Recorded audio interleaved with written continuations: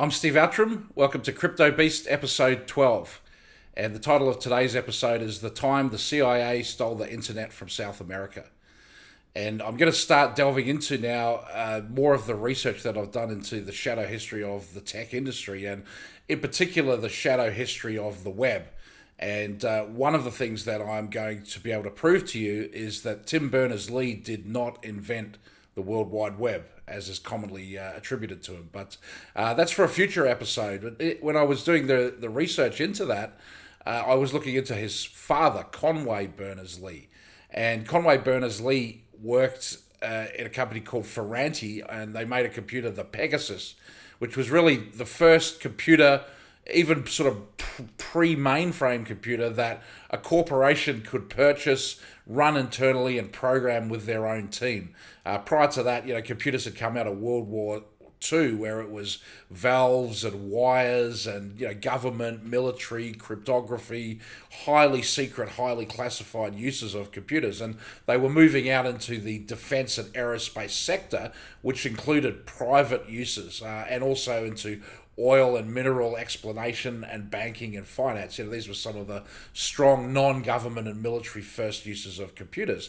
And one of the uses of the Ferranti Pegasus 1 was in management cybernetics. And that's what we're going to talk about today, the Cybernet. But before we get to that, let's take a look at this computer, because I really want you to have a sense of what computers were like back in the day. The iPhone is something that we didn't even have in the year 2000, right? That's, I think, 2008 that one came out. It's only 10 years old and we're already up to iPhone 10, But for a lot of people who perhaps don't remember a time before even personal computers, there were large mainframe computer systems such as this Ferranti Pegasus. And a lot of the things that we're dealing with today and the world that we're in today came out of this world of old school computers. And in particular, after World War II, the idea coming from the Tavistock Institute of Brigadier General Sir John Rawlings Rees, who wanted to control the world with 5,000 psychiatric shock troops. And this group set up the World Institute of Mental Health. So this is military generals wanting to mind control the world. The word government actually can be traced back to its Greek origins as mind control. Government means mind control. And so how can governments control people's minds, and how can they control entire societies? Well, this was a field called cybernetics. And from the time the very first computers were developed, there were people thinking about this cybernetics. Computers being able to think for themselves, to process things for themselves, to live forever, and to be able to organize entire societies. And so as I trace this shadow history of the web and shadow history of computers, I'm going to show you, the evolution in turn of the government and social engineering thinking around that, and also what was going on, behind the scenes of the wealthy and powerful families and secret societies that seem to have been benefiting from this technology. So let's take a look at the Ferranti Pegasus.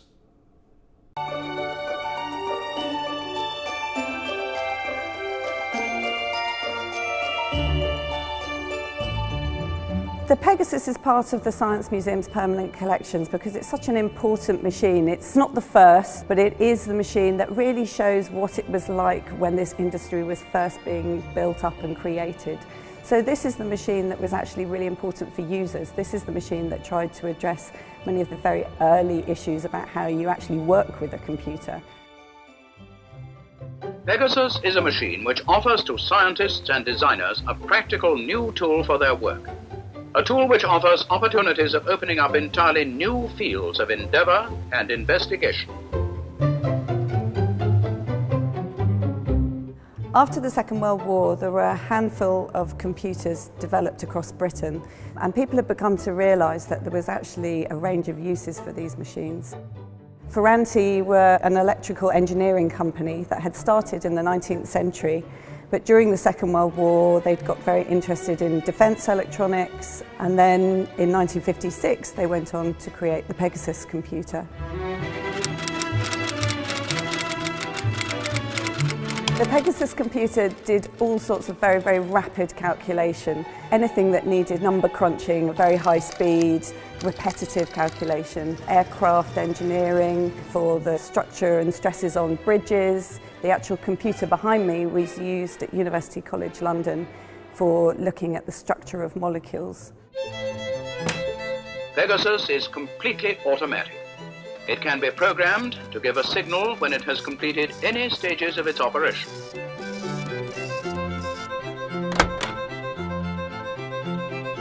One of the interesting things about the Ferranti Pegasus that I'll just mention in passing is that the software was designed by Christopher Strachey, or maybe pronounced Strahy, but the Strachey family, such as Lytton Strachey, it's quite a prominent family in the United Kingdom. There's a baronet attached to the Strachey name, and the Stracheys were also part of the Bloomsbury set.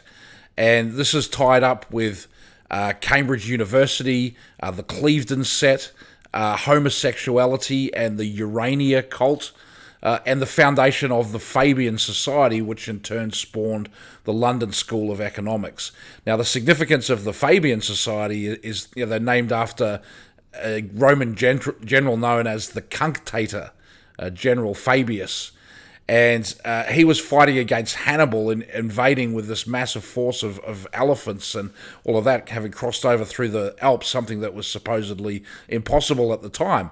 And Rome was in a panic because their army wasn't strong enough to defeat Hannibal. So the Cunctator adopted a strategy of just attrition, just slow guerrilla warfare, just keep them fighting, slow steps at a time, so they're not actually getting anywhere or ever achieving the victory. And this worked a treat, and the Roman Empire got to continue, and the empire of Hannibal was destroyed.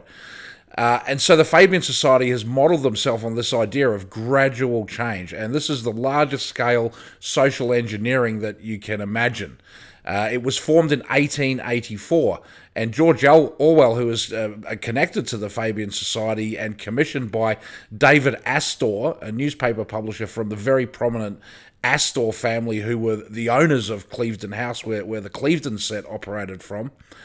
David Astor had for 2 years given George Orwell, aka Eric Blair, his real name, someone who went to the elite private school Eton in the United Kingdom at the same time that Aldous Huxley was there and Ian Fleming, James Bond, was studying there as well. George Orwell went to, who was ostensibly a communist, to write this book, 1984, in David Astor's private hunting lodge on the island of Jura in Scotland. And he spent 2 years doing it, and it's turned out to be this incredibly prescient blueprint for the world. If you look at the surveillance society that we're in today, it's straight out of that book. And we all learned that book in school. And as it turns out, it wasn't because that was a great book, a great contribution to literature, that by reading it, our command of the English language will improve and that will give us life skills. No, I mean, we all read that book because we were being programmed to accept that world. So who was there publishing books like that and programming us to accept a world in the future? And, well, George Orwell wanted to set the book in the year 2000. That's sort of what he was imagining with the technology and everything. But he published it as 1984 because that would be the 100th year anniversary of the Fabian Society, and the book is about their plans, and they've achieved their plans for the most part. They're still a very powerful society today. Another interesting thing that I found about the Ferranti Pegasus computer was that it was installed in Cyber House in Sheffield in the UK, where it was run under the operations research group headed up by Stafford Beer. Now, you've probably never heard of Anthony Stafford Beer, but I certainly have. I actually have a degree in his work. I specialised in my business degree in management theory, and he had one of the most advanced management theories in the world, which is called the viable systems model. And it was the idea that you could structure an organisation to act as a cybernetic organism, where the combination of human inputs and automated computerized processing can be used to operate a very, very large organization, whether it's a corporation or even actually a country. And that's where the story gets really, really interesting, because Beer started out in 1956 at Cyber House using computers for cybernetics and operations research and management. But by the time the 1970s came around and mainframe computers were a bit more established, he got an unbelievable contract to run an entire country from computers. And in order to build that system, he basically had to create the internet and make it work, and he did in 2 years, and then it was lost. So let's get into that story. First of all, let's take a look at Stafford Beer. Let me tell you what happened when I first explained it to President Allende himself. Allende was a doctor, a medical doctor, as you may know. And therefore, it was very easy to explain the model to him in terms of neurocybernetics as the way of controlling the body. And then I went into the business of controlling the state. And so I said to him, let us suppose that these elements of the state are the big departments of state, like the foreign affairs and the economy and home affairs, so on. And then we'll have those, and the following things will happen, and then we must have a system 2, and I built it up on a piece of paper lying on the table between us. Then a system 3 and a system 4, and I got that far.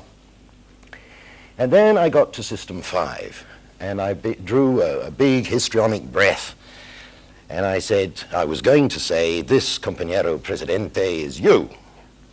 Before I could say it, he suddenly smiled very broadly, and he said, System 5, at last, the people.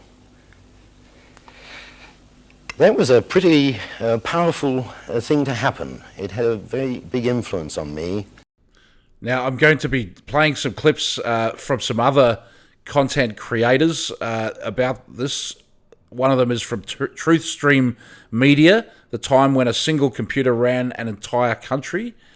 And the other one is posted by Greg Borenstein, but it's a paper delivered by Jeremiah Axelrod and Greg Borenstein called Free as in Beer, Cybernetic Science Fictions. Now, both of these documentaries I find absolutely fascinating. They're very well done, and I'd recommend you watch them in their entirety. And they both have a slightly different take on beer and Project CyberSyn. And my take on it is different again. One, because I've studied the guy's work in depth, so I know exactly what he's talking about and what his theories were. But also because putting this project in the bigger context of what actually happened historically, and why did this amazing technology that existed in 1972 vanish from the world, never to be seen again until about 20 years later when it was released by the Pentagon. So that's the sort of thing where I think that I can fill in some of the blanks. So let me explain the project to you using the two clips from these guys. I'll interchange them a bit, and then at the end I'm going to get into my analysis and theory of what does it all mean. So let's take a look at this 1970s internet. We'd like to take you today on a little trip down south to Chile, because it was there in 1971, amidst the turmoil and excitement of Salvador Allende's early days in office as the America's first legitimately elected socialist head of government, that several science-fictional Cold War technical developments found their most poignant and bizarre expression. When Allende came to power by the narrowest of electoral margins, he quickly nationalized scores of companies, especially the local branches of multinational corporations. But Chilean workers were even swifter. As foreign technical managers began to leave the country for fear their assets would be expropriated, Chilean workers' councils simply took over their factories. These councils represented shop floor democracy, which fit Allende's political program perfectly, but they often had no idea how to actually run the factories, let alone manage the ebbs and flows of supply and demand. President Allende, although a lifelong Marxist, was well aware by 1970 of the failures of Soviet-style economic planning, where arbitrary diktats and grandiose five-year plans were running the economy right into the ground. What was needed the Chilean government experts felt, was a comprehensive system of sophisticated, modern, and decentralized socialist economic management. So in July of 1971, Allende's planning chief, this man, Fernando Flores, sought to hire one of the capitalist world's foremost management experts, a cybernetics guru who had previously helped run the British steel industry. His name was Stafford Beer. This was an auspicious choice. Beer was profoundly sympathetic both to Allende's social ambitions and to the management problem that the Chileans were facing. And it couldn't hurt that he looks a bit like Castro as well. Now, Beer was a very smart guy, and he understood that to really effectively sell this incredibly high-tech, futuristic technology, he needed a gimmick. He needed some packaging to wrap it up in that would make it palatable to people that didn't really understand it. So he needed to make it sexy.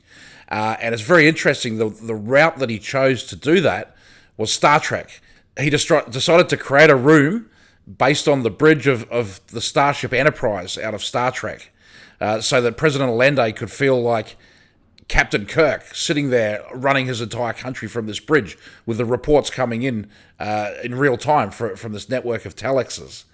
So we'll talk a little bit later about some of the connections between the people that Beer was in touch with at the time and the Esalen Institute and also the University of Illinois Biological Computing Lab and the Macy conferences. It was a hexagonal space, 33 feet in diameter, accommodating 7 white fiberglass swivel chairs. Let me just pause it there. It's, 33 and 7, we've got these wonderful Masonic numbers that they love so much. They say it's in a hexagon, which is also a Masonic design feature, but if you look at that diagram there, to me that looks like a freaking pentagon, not a hexagon. I counted the sides of the figure, and depending whether the flat area that looks sort of like a main display screen area is 1 or 2 panels, it's either 12 or 13 sides, but that shape would fit inside of a hexagon.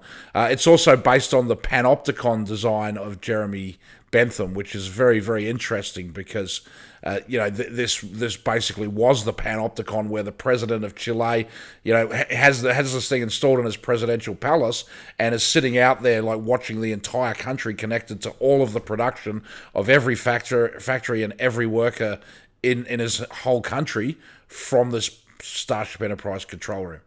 Anyway, back to the clip. With orange cushions and on the walls futuristic screens. It was straight out of The Bridge in Star Trek. One armrest had an arm tray and a drink holder. The other featured rows of buttons for navigating the screens. In addition to a data feed, there was a live simulation of the projected future state of the economy under various conditions. Quotas, prices, production, and an entire wall for Project Cyberfolk, an extension of the cybernetics, in an ambitious effort to track the real-time happiness of the entire Chilean nation. Every living room would have a built-in device and a voltmeter-like dial where they could indicate their moods ranging from extreme unhappiness to complete bliss. These devices would connect to a network, riding on the existing TV networks, and estimate the total national happiness at any moment in time. It was called the algedonic meter, based around the Greek words for pain and pleasure. All society would need to be placated, would to be blissful. It was straight out of Aldous Huxley's Brave New World. Ideally, this revolution in economic management would be mirrored by one in actual governance. Here, Beer envisioned a program he called Cyberfolk, which would link the populace to national leaders through a technical system akin to the focus group dial sessions some pollsters use today. Perhaps most crucially, this entire system would be managed from a control room or operations room, both on the factory level, where these rooms would ideally be installed for workers' committees to use, and, as in this impressive prototype, on the highest governmental level. Indeed, when he saw this mock-up, President Allende ordered that it be installed directly within La Moneda, the presidential palace. This room was the visible manifestation of the entire cyberscience system. With the Ops Room, Beer sought to embed Chile's leaders in a futuristic fantasy of control made real. He achieved this by commingling signs of actual first-world technological culture with theatrical effects derived from science-fictional entertainment. The design here was borrowed directly from the future, which is to say, it was classically modern. This is supposed to be an energizing place, a place of power and action. The wood paneling and indirect lighting evokes the quiet and assured aesthetics of access and privilege of the British private club, while the displays and color scheme connote urgency and potency. The Ops Room was an immersive diorama of information, arranged to surround the operator with visual cues. This vivid simulation borrows techniques from the 18th century panorama and diorama to present a sense of comprehensive perspective. Situated in an inverted panopticon, subjects sitting at the center of these screens would be presented with a 360-degree view out into the Chilean economy, providing them with the illusion of occupying an omniscopic perspective from which the marketplaces and factories beyond La Moneda's walls were rendered not only visible but legible. And this commanding viewpoint emphasized visual rhetorics of control, where knowledge and power were subtly merged, and the distinction between command of facts and command of resources, including human resources, was effectively elided. When seated there, Chile's leaders found themselves surrounded by glowing screens containing graphically abstracted summaries of diverse economic metrics. The displays convey an impression of having infinite data at one's fingertips. To achieve legibility out of the massive economic data collected by Cybernet, cyber science designers drew heavily on the modern design tradition that began with the German Bauhaus and stretched through the iconic New York subway maps of Massimo Vignelli, with which they are precisely contemporaneous. Even the furniture of the room worked to further the fantasy. Beer modeled the design of the Ops Room chairs on Finnish designer Eero Saarinen's legendary tulip chair. Like other modernist furniture designers, Saarinen took advantage of newfangled materials such as fiberglass to create continuous organic curves and impenetrable, shiny surface textures. If the tulip chair looks familiar to you, it's probably because it's the very chair used in another, more famous fantastical control room, the bridge of the Starship Enterprise. Beer modified the tulip chair to include wide rectangular armrests with streamlined integrated controls, just like the Enterprise's captain's chair. In the Ops Room, each member of the Chilean governmental elite would live out their own fantasy of being Captain Kirk. And what could Chile's leaders desire more? As a third-world country, cloistered behind an Andean wall from ostentatiously sophisticated and modern neighbors, Argentina and Brazil, this visual rhetoric of ultra-modernism must have been tantalizing. And for a government struggling with the chaos of economic and social turmoil, the promise of panoramic knowledge and direct control must have also seemed utterly irresistible. You note the controls on the chairs basically look like video game controllers. I mean, this is before video games. Literally, the infamous Space War story in Rolling Stone, which was Stuart Brand, of course, was published in 1972. But even then, they didn't have the sort of controllers that we're used to with Xboxes and PlayStations today. They were playing these video games on computer keyboards and using them to interface with them. So very, very prescient, the designs of this. And the designs were actually done in the United Kingdom and exported to Chile. Beer would commute back and forth to Chile, which is about a 14-hour flight for the 2 years that he was working on this project. The plan that Beer and his Chilean colleagues devised was terrifically ambitious. It was composed of 4 components which were to be assembled at a breakneck pace with the full financial and logistical support of the government. Collectively, the system was termed CyberSign, or perhaps more accurately should be pronounced CyberSyn, as it stood for cybernetic synthesis. In this case, the Chileans themselves generally called it Cinco. The first component of Cybersign was the Cybernet, an electronic network that would tie most of Chile's state-run factories to the administration in Santiago. Although Beer wanted to construct this as a digital computer network, perhaps on the model the United States' new ARPANET, the resources simply were not available to do that.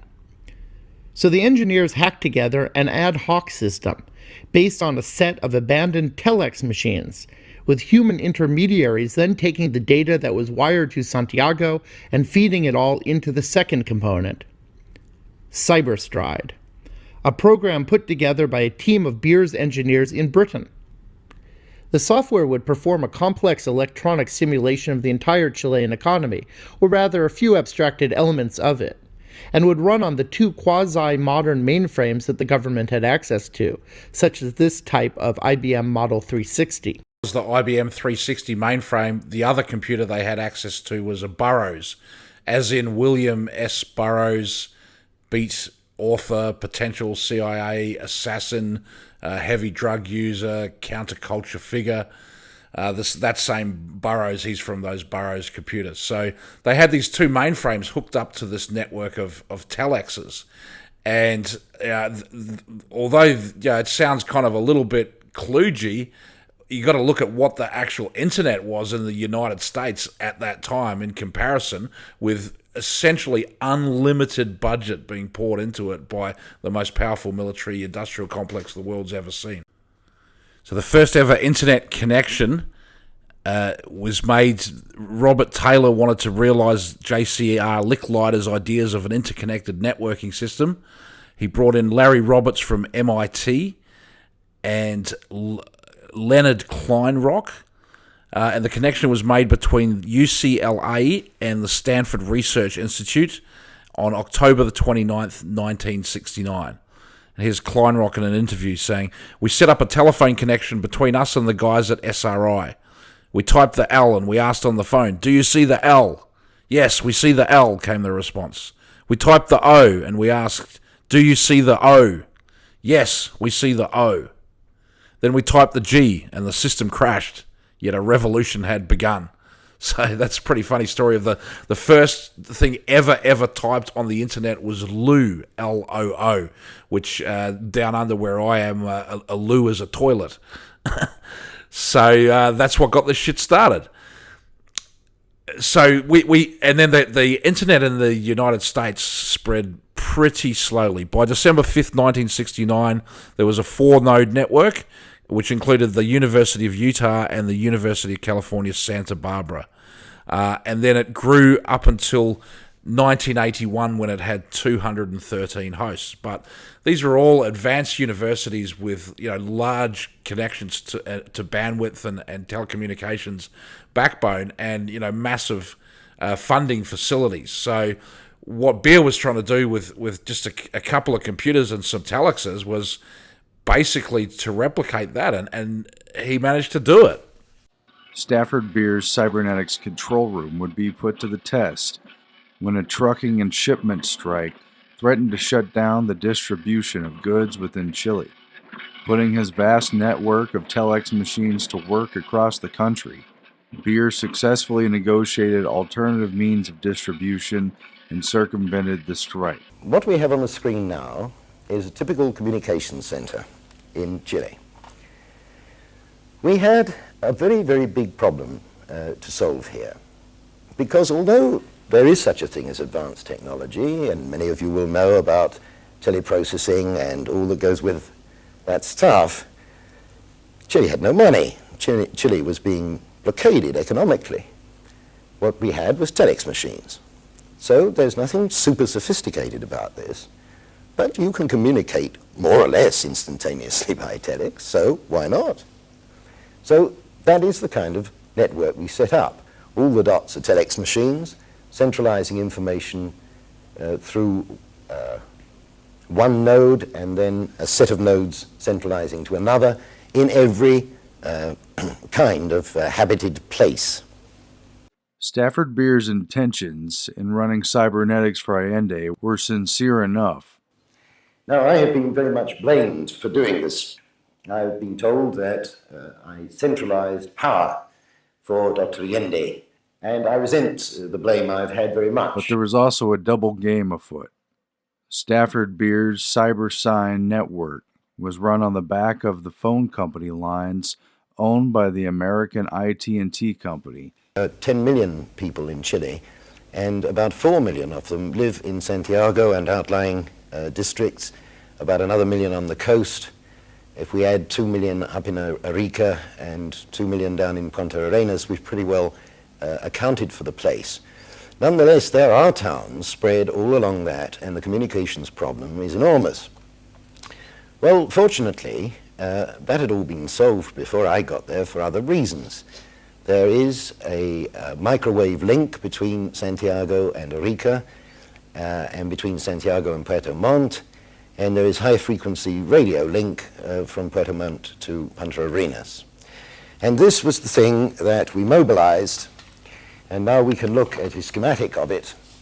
Here we have it, the whole 3,000 miles, all coming to a telephone switchboard on a daily basis, all this information, going here to the cybernetic network center, which can handle these data using, of course, a computer.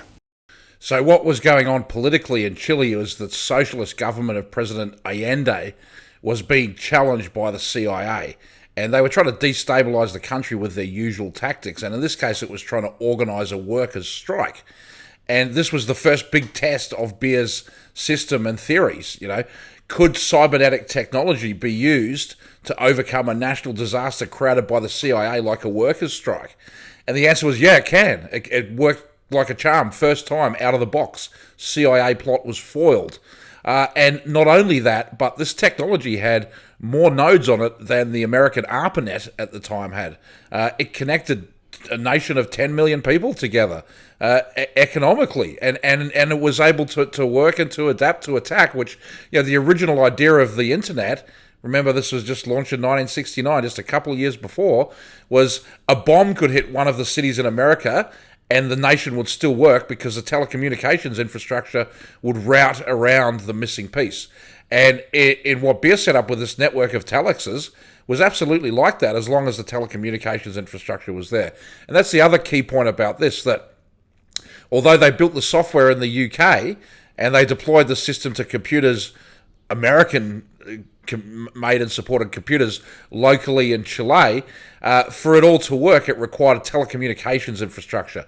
That telecommunications infrastructure was installed by the Americans, and as we know from Bill Binney and other NSA whistleblowers, Thomas Drake, these network switches are where all of the signals intelligence government spying happens. They put equipment in the switches that basically takes every single packet of data and sends it back to headquarters.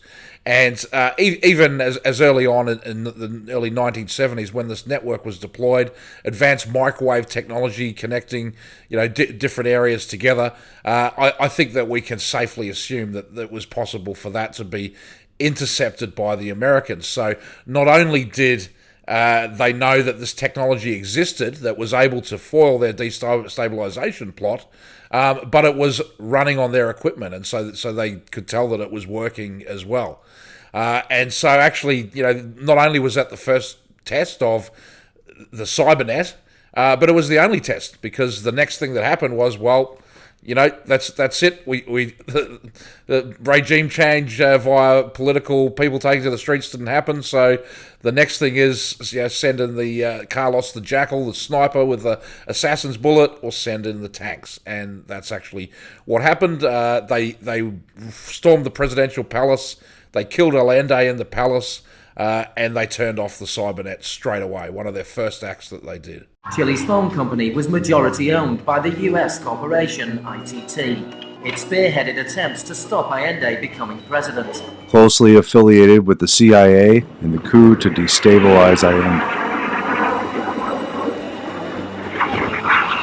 According to Societies as Viable Systems, in 1973, it was the CIA who had persuaded the gremios to strike and thus bring to a standstill the vast majority of the transportation system across Chile. For Stafford Beer, the CIA-instigated truck strike was a war game opportunity to test his capabilities The response to the Gremio strike demonstrated the power of the cyber experiment and essentially validated what Beer was doing up until that point in secret. The important thing to realize about systems is how they are controlled. And we must get rid of any notion straight away that control is something imposed on the system from outside. It has to be built into it. The headlines were true. A computer was now running Chile. This vast social experiment had proved a success for cybernetics and shown how even a single computer could manipulate the strings of the entire system. They all went to one computer because we only had one computer. If he was successful enough, if they refine this in the future, it's supposed to tend to everyone's needs and even keep them in a mostly blissful, fairly happy state. But that same state that they've shown in Logan's Run and Brave New World, it's pretty clear that something has been sucked out of us. We've been dumbed down and they've gone after our souls.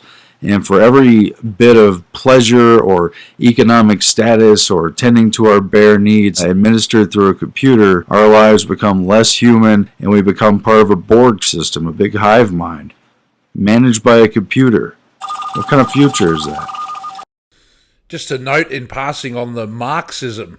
Karl Marx, he was a Satanist, an admitted Satanist, and very likely he was an agent of the Rothschilds. Also, Karl Marx's Das Kapital was based very heavily on an earlier work by Charles Babbage, the inventor of computers. It's called On the Economy of Machinery and Manufactures. And Babbage spent 2 years going through the English countryside, meeting businesses and factories of all kinds. This was at the beginning of the Industrial Revolution, where the first factories were being made and the first cities were really being formed, where people were coming in from, instead of working on the farms in the rural kind of managed serfdom life of the United Kingdom. They were now industrializing, coming in to the factories, to the coal mines, where the machinery and equipment. Babbage went and studied the application of this technology in all of these places, and he applied his mind and his methodology to envisioning a future for the United Kingdom where this work could be processed more efficiently and automated. And then that became the basis of Marx's theories of Das Kapital. So that's a totally different rabbit hole, and we'll go down that in the future, but I just wanted to note that for when we do get into that with Babbage. But this technology that was being deployed, was from Great Britain. It was highly secret, classified technology, I would say, and it was very advanced. I mean, they basically had the internet that they were rolling out in Chile in 1971, and it was able to defeat what the Americans had. So, this is a hell of a valuable technology that they've got. And Stafford Beer had been working on this with computers for at least 15 years at this point, and in my opinion, an incredible visionary, like a great leader of cybernetic thinking in the world, but also plugged into other organizations, as we'll get into a bit later. But let's drill in a little bit more about how this Cybernet actually operated. Beer claimed to have derived his 5-level hierarchy from the organization of the human central nervous system. It was the physical manifestation of largely cerebral, diffuse processes and abstract concepts. It vividly promised, but was never actually designed to deliver, a discrete, localized site of operational control in an economic and technical system which was specifically designed to minimize such satisfying top-down hierarchies. This stage set of embodied omnipotence is ancient political theory, as illustrated here, famously, in Thomas Hobbes' 1651 classic Leviathan. The ops room provided a simple location for visualizing an illusion of encapsulated governance, and that illusion was crucial to the bureaucratic and political success which enabled CyberSign's very existence. But there is also a mirage of autonomy and human potency operating at a deeper level throughout the entire cybernetic theory expounded by Stafford Beer.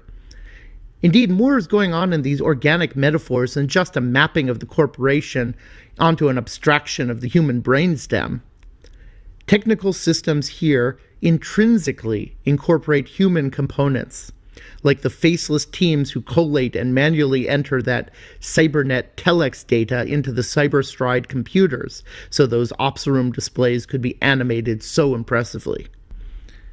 In essence, then, despite his adamant insistence that he was constructing tools to augment, not interpolate, human capacities, Beer's cybernetics is a vision of the cyborg, the cybernetic organism, which represents the merger of human and technical elements.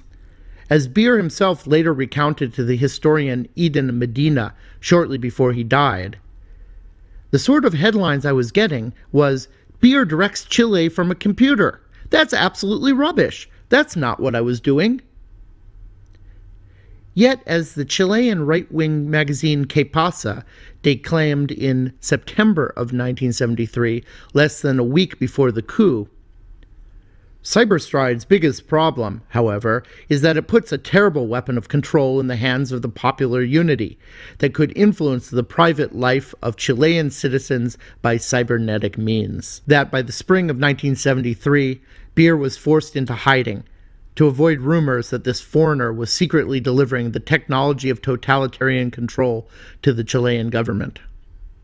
Beer was reduced to holing up in an isolated beachfront cottage an hour away from Santiago, where government ministers occasionally discreetly drove out to consult with him. As a result, though, he was far more fortunate than many of his Chilean colleagues when the coup came on September 11th, 1973. Unlike President Allende, Stafford Beer was able to flee the country safely while CIA-backed military officers stormed the seat of government at La Moneda. In one of its first acts under martial law, the ruling junta destroyed the prototype ops room and disconnected the Cybernet. A couple of things to think about in the timeline there, like 1973. This is after the end of the Vietnam War. We've got the Phoenix program that was developed during Vietnam and implemented for social engineering. And if you follow the work of Doug Valentine, he says that what's happening in the United States today with the fusion centers, even the gang stalking, targeted harassment, mysterious deaths, all of that appears to be the implementation of the Phoenix program today, domestically. So what were they going to do with this thing when it was coming back from 1973? Well, a lot of that's been traced to psychological operations going out of the Presidio base, which you can see in my earlier shadow history work discussing some of that stuff. But, that's where also the internet was developed, and that's where the first command and control center, just as was described in Stafford Beer's slide presentation that he just gave about the Cybernet, that's where that first one was built for Milnet, for ARPANET, for the Pentagon's internet weapon. So you've got the psychological operations, Michael Aquino coming out of Vietnam, quite probably linked to the Phoenix program, certainly linked to psychological operations using electronic means in Vietnam. And you've got the Church of Satan and the Temple of Set, many members from this Presidio base designing this beast system. And you've got the CIA having a coup, overthrowing Chile that's just implemented this first internet and turning it off. So, what's the chances that they just, unplug this computer, which I'm sure wasn't cheap for, the president of Chile to buy this system from the British. Did they just unplug it? They stuck it in a drawer, or they let the guys go shoot some rounds into it, Or did they extricate it back to the United States, analyze it, reverse engineer it, and basically steal all that intellectual property and build it into their own internet, which back before this happened had very few nodes, had nowhere near the sophisticated capabilities of the Stafford Beer's Cybernet system. And yet when it was launched in the 1980s, it had integrated all of those capabilities. It integrated on the very same telecommunications infrastructure supplied by the Americans that Beer's system was developed to run on in Chile. So, this is what this thing was from the beginning, a command and control system where someone can sit on like a Starship Enterprise style bridge and run an entire country and drill down and recursively through hologram-like technology, see into everyone's lives and affect everyone's lives and measure and monitor and model the interactions between everyone's lives, because we're all just nodes on this network in this giant computer system. And that's what they've been building, folks. That's what they've been building since Charles Babbage invented computers. He wrote about these types of systems. H.G. Wells wrote about these types of systems. Vannevar Bush, the Memex, the idea of a world brain, or what the World Wide Web is, a repository for information where all the world's knowledge could be accessed from anywhere. This has been a long-standing goal for 150, 170 years. And hey, it's a great idea. Don't get me wrong. I support the idea, but I support it being something that's owned by the people of the world. I don't support it being something that's the man in the chair looking through the screens back out at us, but we can't see them. We have no oversight into them, and we have no recourse of the decisions that are made by the system. So a couple of other things I just wanted to add to the story of Stafford Beer. So the guy Fernando Flores, who had first introduced beer to President Allende to give his pitch, he went on to become quite a famous management consultant, but he was actually imprisoned by the new regime.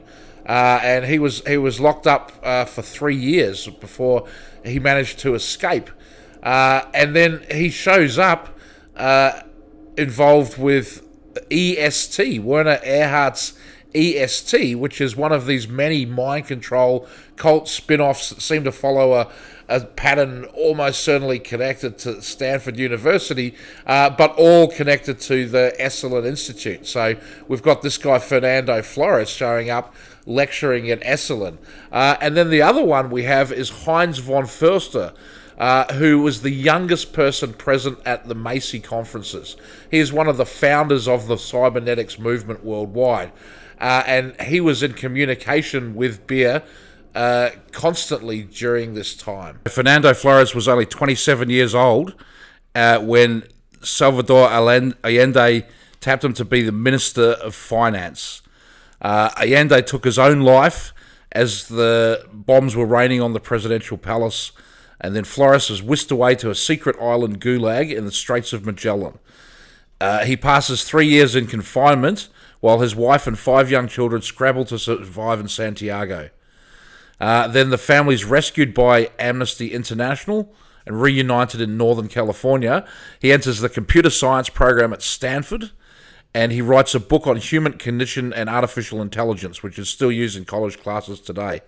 And then he does a PhD at UC Berkeley, so that's the double whammy of both Stanford and Berkeley. He sounds like a fairly left-wing guy. He probably would have been pretty happy at Berkeley. Starts a software company, executive training school, global consulting firm. Then he goes back to Chile, runs for the Senate, and becomes a vocal crusader against corruption. Sounds like a hell of a guy. But this guy starts moving in the orbit of Stuart Brand and the Point Foundation. And the Point Foundation is also linked up to the University of Illinois Biological Computing Laboratory. Donors, non-military donors to the Biological Computer Laboratory, Point Foundation, NASA, the Wenner-Gren Foundation for Anthropological Research in New York, National Institutes of Health, National Science Foundation, Department of Health, Educational Welfare, Public Health Service, also the Air Force and the Navy. So they're funding the Biological Computer Laboratory, the Air Force and the Navy, and Stuart Brand, and Stafford Beer goes on to be a visiting professor there. They're also working with John C. Lilly, who's one of the MK Ultra doctors. He was experimenting with ketamine. He was doing a lot of stuff with dolphins. Look into that guy. Really, really freaky dude, but completely tied up with all of the MK Ultras type of stuff that was going on. And then Heinz von Förster being the youngest member of the Macy conferences. He is actually the guy who's founded the Biological Computer Lab, which was there from 1958 to 1974 at the University of Illinois.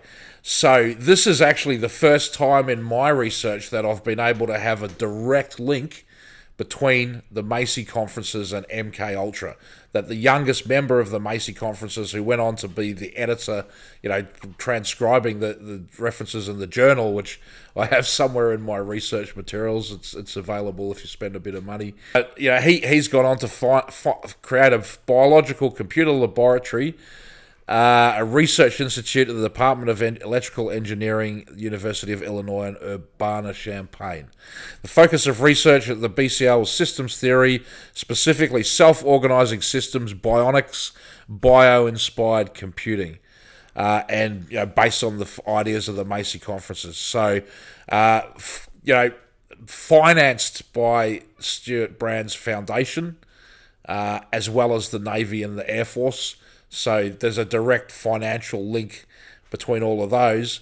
And then Professor John Lilly being MK Ultra, and then Stafford Beer being in touch with Heinz von Foerster, and then going on to be a visiting professor at this laboratory as well. So, if you start thinking of the internet and these systems as biological systems, it starts to get really of some concern. Who is creating these things, and who is programming them, and what are they using them for? What are they using all of this information for? If they were thinking about this as biological systems in the 1950s, the 1940s, they were rolling out and they were running entire countries with, admittedly primitive versions of this technology, but we're just now arriving at today, in the official world of the internet, this point where businesses are operated in real time and there is a command and control room for your corporation. You can be a CEO and sit in that Star Trek chair and have a big wall of screens and just have all the information about everything going on in your business showing up on screens in real time. I've seen it. I saw it in India, in Indian outsource companies, and I've seen it in Silicon Valley as well. So that's 2018. Not every CEO has that. This is the biggest and best run corporations have that. But, this is technology that they were deploying 50 years ago.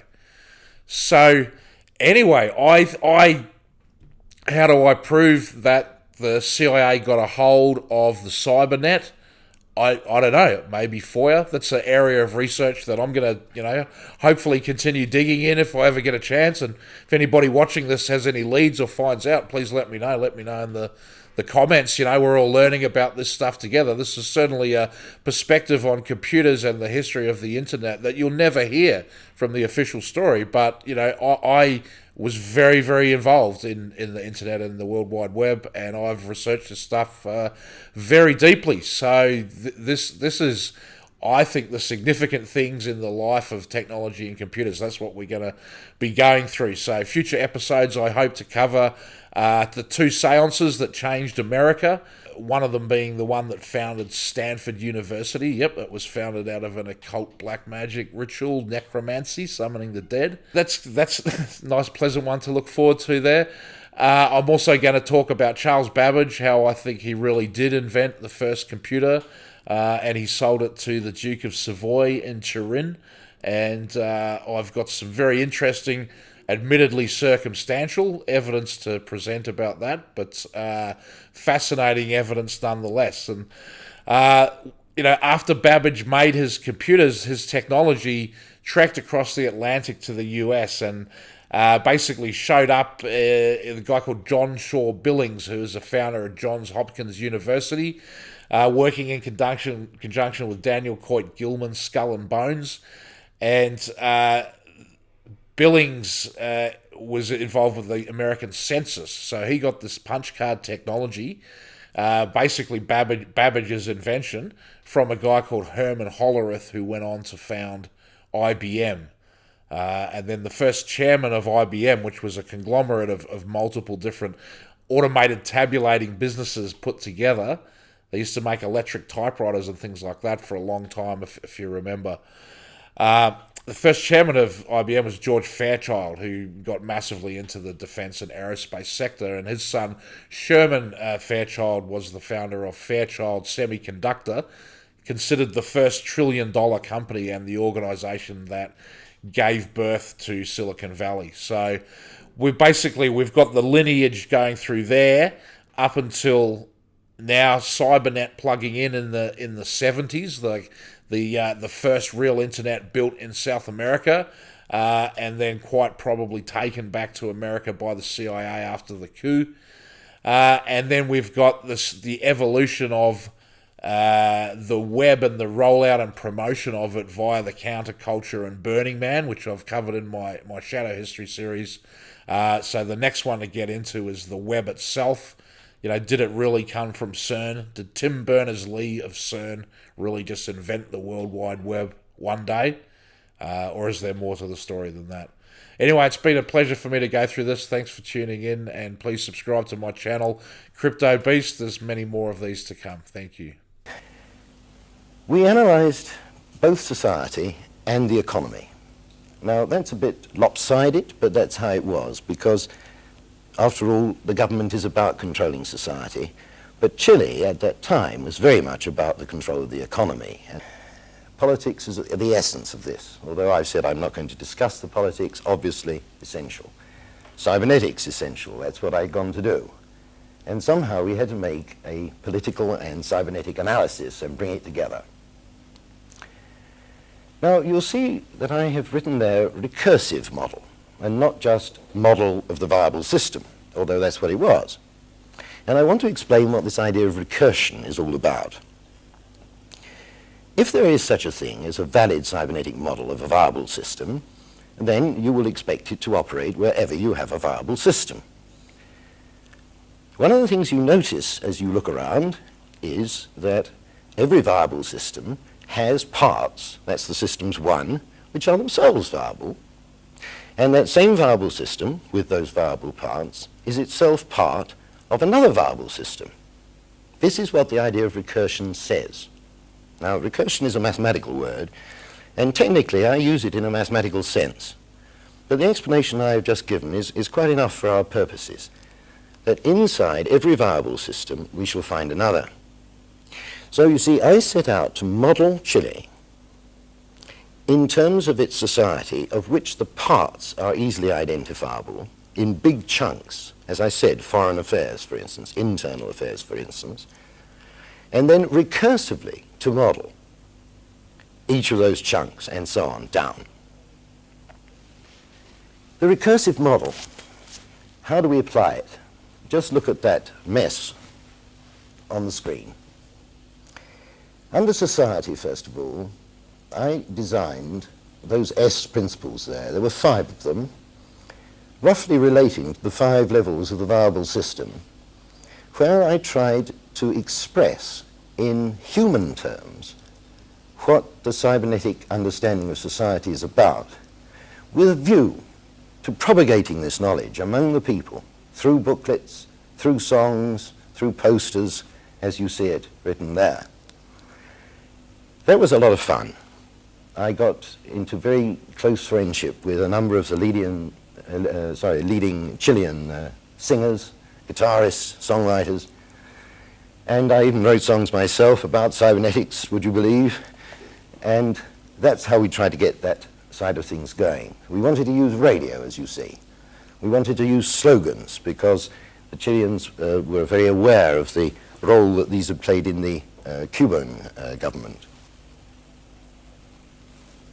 And then I come over to the right-hand side, and you see that word cyber synergy under the heading economy.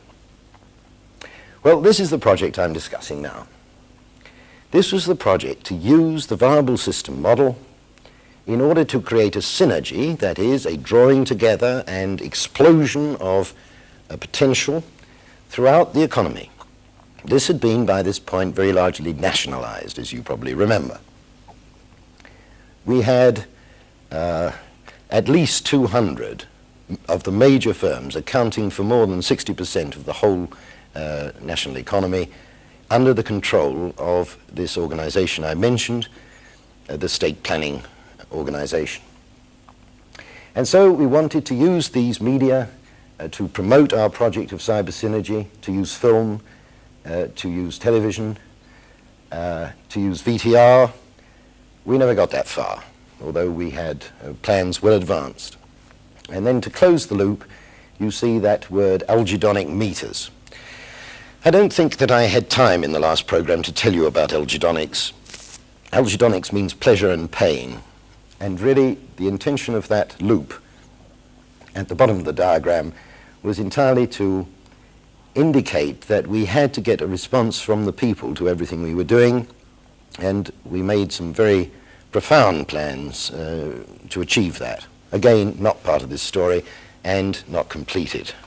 2 years I'm talking about, and I think you'll find that we did quite a lot in 2 years. So I was keen to try and show the younger generation, if you like, the sort of thing that this beast could do.